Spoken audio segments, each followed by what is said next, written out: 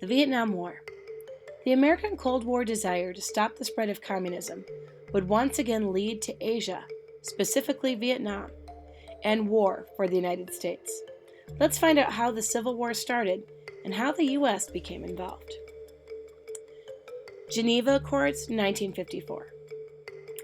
In the mid-1800s, France invaded Vietnam and ruled Vietnam as a colony for many years.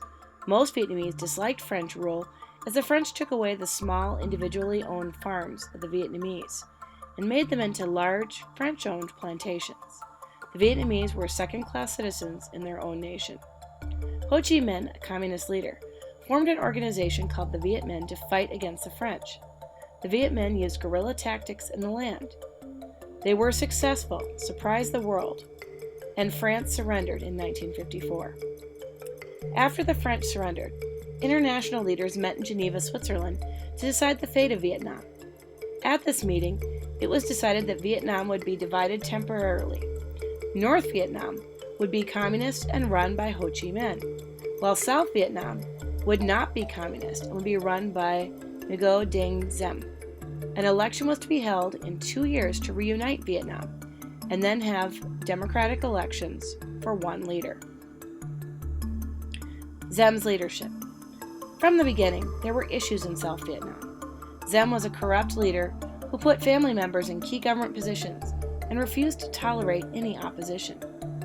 Diem refused to take part in the scheduled 1956 election to reunite Vietnam because he knew he faced defeat against Ho Chi Minh. Being Catholic, Diem favored Catholics and had persecuted the Buddhist majority. In 1963, Buddhists protested against the killing of 9 Buddhists in Hue. At the protest, Thich Quang Duc, a Buddhist monk, set himself on fire. Images of the protest brought world attention to issues in Vietnam. And on November 1, 1963, Diem was overthrown and executed. South Vietnam remained unstable as one after another general took over the government. Growth of the Viet Cong. One group that fought against Diem's leadership was the National Liberation Front. The National Liberation Front used the Viet Cong as its army. The Viet Cong were communist guerrilla forces that lived in South Vietnam but supported Ho Chi Minh and communism. By late 1950s, the Viet Cong had started a civil war against Diem's government. Ho Chi Minh supported the Viet Cong with supplies, and the National Liberation Front also received military and financial support from the Soviet Union and China. The Viet Cong started taking over South Vietnamese countryside either by force or because the villagers welcomed them.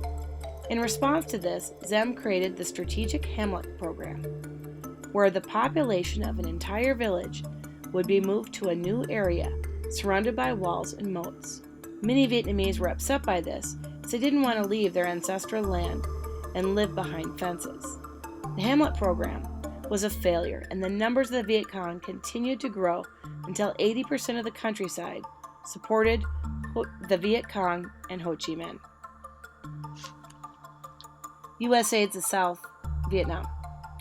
In the late 1950s, President Eisenhower began sending aid and military advisors to South Vietnam to fight against the Viet Cong. He used the domino theory as justification, saying that if the communists won in South Vietnam, then all of the remaining nations of Southeast Asia would become under communist control. In other words, time to stop communism now. When Kennedy became president, he followed Eisenhower's lead and sent even more aid and military advisors. By the end of 1963, 16,000 American soldiers were serving as advisors in South Vietnam.